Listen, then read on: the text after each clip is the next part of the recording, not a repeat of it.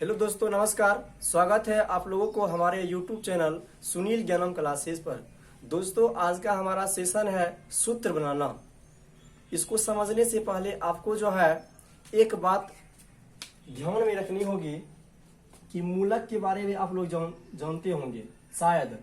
देखिए, मूलक होता क्या है? ये होता है परमाणु या परमाणुओं का समूह। ठीक, परमाणु या परमाणुओं का समूह जो किसी रासायनिक अभिक्रिया में एक परमाणु की तरह कार्य करता है। परमाणु या परमाणुओं का समूह जो किसी रासायनिक अभिक्रिया में एक परमाणु की तरह कार्य करता है, उसे क्या बोलते हैं? मूलक कहते हैं। प्रत्येक यौगिक में दो भाग होते हैं, एक धनात्मक मूलक और दूसरा ऋणात्मक मूलक। ठीक, जिस पर प्लस चार्ज होगा वह क्षारीय धनात्मक मूलक कहलाएगा और जिस पर माइनस चार्ज होगा वह अम्लीय ऋणात्मक मूलक कहलाएगा। मतलब मूलक दो प्रकार का होगा, एक क्षारीय धनात्मक मूलक और दूसरा अम्लीय ऋणात्मक मूलक होगा। ये बात आप समझ गए हैं। जब ये बात समझ गए हैं तो कुछ मूलकों का नाम आपको हम लिख दिए हैं, इसको आपको याद करना होगा। देखिए, लिखा हुआ है सल्फेट मूलक है। नेम ऑफ एसिडिक रेडिकल, अम्लीय समूह का नाम, सिंबल, संकेत, वैलेंसी, संयोजकता। देखिए, sulphate SO4 sulphide, SO3 sulphide, S nitrate, NO3 nitrite, NO2 nitride, N phosphate, PO4 phosphide, PO3 phosphide, P carbonate, CO3 bicarbonate, HCO3 bisulphide, HCO3 इसका भी एक ऑक्साइड, O2 हाइड्रोक्साइड, OH एक permanganate, MnO4 1 manganate, MnO4 2 dichromate, Cr2O7 2 oxalate OXALLAT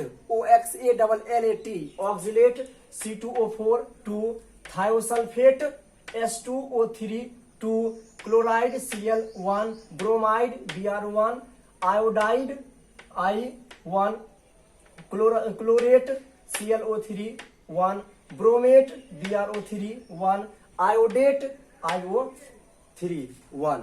इसको आपको याद रखना होगा। यदि आप यह याद कर लीजिएगा तो आपको जो है फॉर्मूला जो है थोड़ा सा भी फॉर्मूला में दिक्कत नहीं होगा।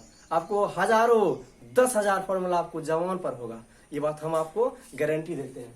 देखिए कि कैसे बनता है फॉर्मूला, अब देखते हैं। देखिए, इसके लिए आपको सिंबल याद रखना होगा। मैंने आपको इलेक्ट्रॉनिक विन्यास पढ़ाया था, तत्वों का इलेक्ट्रॉनिक विन्यास किस तरह से निकलता है, वो हम आपको पढ़ा दिए थे। अगर नहीं पढ़ रहे हैं तो कृपया जो है आप उस वीडियो को आप देख लीजिएगा। देखिए, मैं आपको बोलता हूं एल्युमिनियम ऑक्साइड, एल्युमिनियम ऑक्साइड। ये देखिए, एक बात याद रखिए, जैसे मैं आपको बताता हूं Na2O, इसमें जो है एक भाग इस तरफ बाईं ओर क्षारीय मूलक होगा, ठीक है ना, और दूसरा तरफ जो है दाईं ओर वह होगा अम्लीय मूलक होगा। ये बात आप याद रखिएगा। जब दाईं ओर हम लिखेंगे तो समझिए कि ये सब लिखा होगा, अब बाईं ओर क्षारीय मूलक होगा। वही hydrogen, helium, lithium, beryllium, boron सब लिखे वही सब होता है। जिस पर चार्ज प्लस होगा वह क्षारीय होगा। देखिए, जैसे मैं आपको बताता हूं sodium, sodium SODIUM, sodium OXIDE oxide. Sodium oxide का फॉर्मूला क्या होगा? इसके लिए आपको याद करना होगा कि सोडियम का संकेत क्या होता है। इसका होता है Na। क्या होता है? Na होता है। और ऑक्साइड का O होता है। देख लीजिए, ऑक्साइड का होता है O होता है। तो यह हम सिंबल लिख दिए। सोडियम का वैलेंसी कितना होगा? इसका 1 होता है। कितना? 1 होता है। नीचे लिख लीजिएगा। और ऑक्साइड का वैलेंसी देख लीजिए, ऑक्साइड का 2 होता है। इसके नीचे भर दीजिए। ठीक, अब क्या कीजिएगा, ये वैलेंसी यहां जाएगा, ये वैलेंसी यहां जाएगा। इस तरह से आपको बना देना है।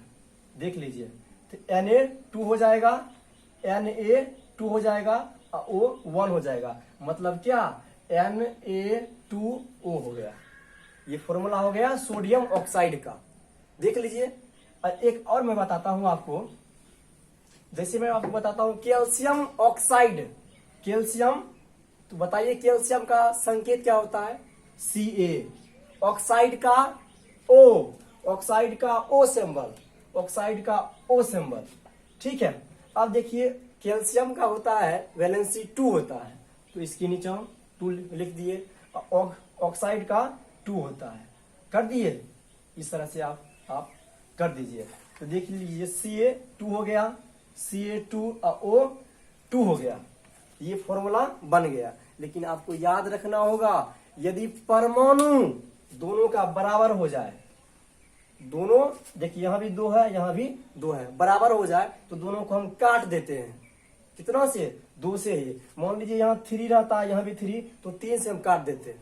ठीक, तो यहाँ आ गया CaO हो गया।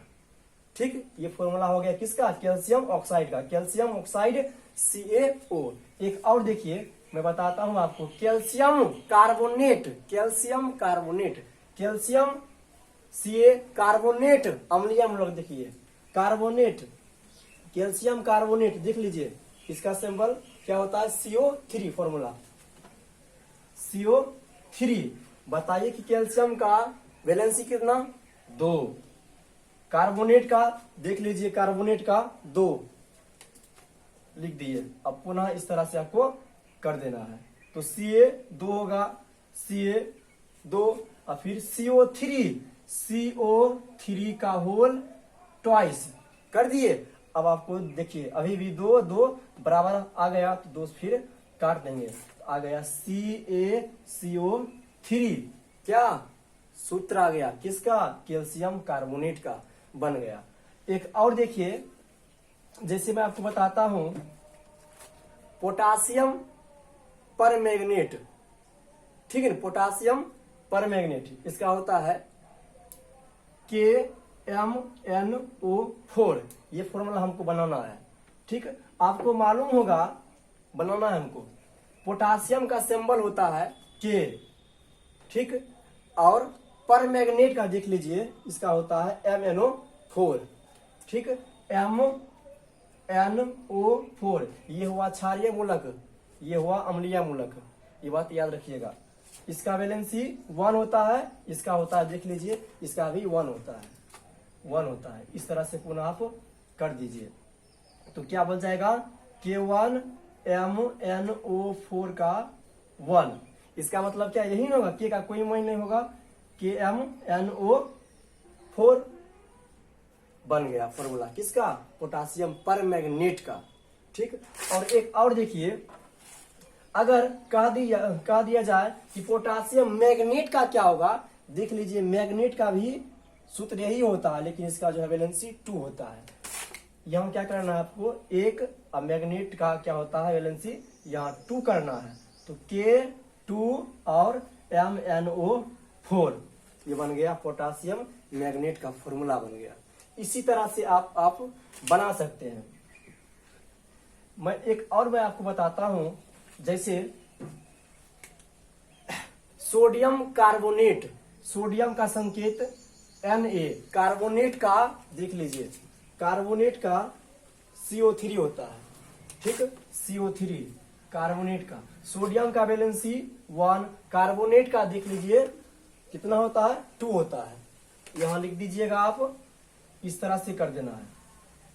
ठीक, कह दीजिएगा Na2 है, और CO3, ए का कोई वैल्यू नहीं, तो Na2CO3 हो गया सोडियम कार्बोनेट का फॉर्मूला। इसी तरह से आप बना लीजिएगा। ठीक, अतः मुझे उम्मीद है कि आप लोग जो है इस वीडियो को ठीक ढंग से पढ़े होंगे। यदि सीख गए हैं तो कृपया लाइक, शेयर एंड सब्सक्राइब कीजिए। और मैं एक चार्ट बनाऊंगा, उसको फिर आपको देखना होगा। अब देखिए, आपको जो है कुछ क्षारीय मूलक का नाम दिया गया है, जैसे cuprous, cupric, ferrous, ferric, stannous, stannic, plumbous, plumbic, mercurous, mercuric. देख लीजिए CuCu, Fe, SN दिया है, PV Hg2 Hg, सबका वैलेंसी लिखा हुआ है।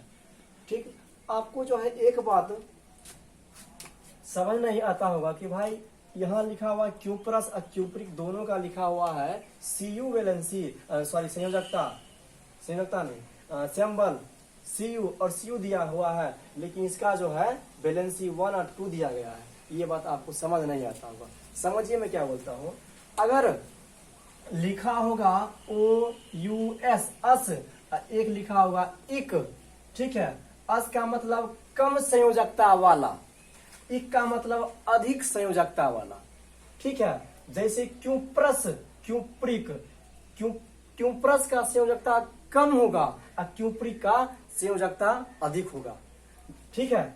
देखिए जैसे मैं आपको एक फॉर्मूला बनाता हूं, जैसे फेरस क्लोराइड, फेरस, अब देखिए फेरस का संकेत क्या है, सिंबल क्या है, फेरस का Fe है, ठीक, तो हम यहां लिख दिए Fe।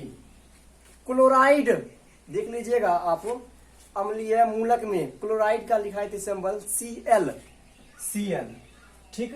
Fe का देख लीजिए, फेरस का कितना है वैलेंसी, देख लीजिए 2 है, ठीक है, 2 यहां हम लिख दिए इसके नीचे।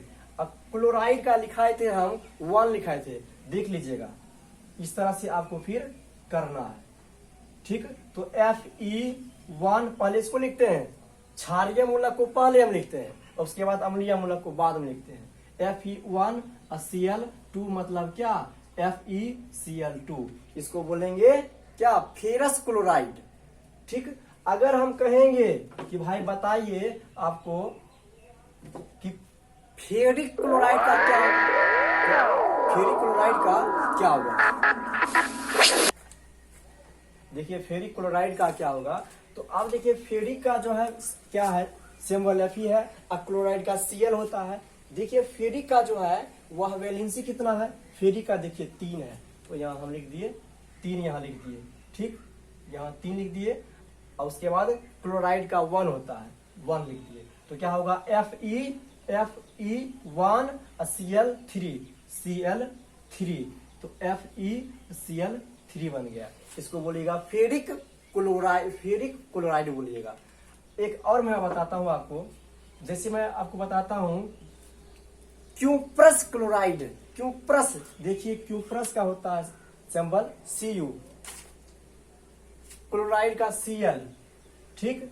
अब देखिए क्यूप्रस का जो है इसका वैलेंसी 1 और क्लोराइड का भी 1, इस तरह से आपको करना है, ठीक। Cu1 Cl1 मतलब CuCl हो गया, क्या, इसको बोलिएगा आप क्यूप्रस क्लोराइड। अब बताइए आप क्यूप्रिक क्लोराइड का क्या होगा, तो सिर्फ कहिएगा भाई कि क्यूप्रिक का होता है Cu, तो लिख दिए क्लोराइड का Cl, लेकिन क्यूप्रिक का जो है देखिए संयोजकता 2 है, तो यहाँ सिर्फ हम यहाँ 2 लिख देते हैं, ठीक, 2 हम लिख दिए, तो कहिएगा Cu1 Cl2 CuCl2 बन गया ये फॉर्मूला। इसी तरह से आप जो है प्रैक्टिस कीजिए, आपको जो है फॉर्मूला में कभी दिक्कत कठिनाई नहीं होगी। अतः मुझे उम्मीद है कि ये बात आप समझ गए हैं। यदि समझ गए हैं तो कृपया जो है अपने दोस्तों को शेयर कीजिए और उन्हें समझाइए। Thank you.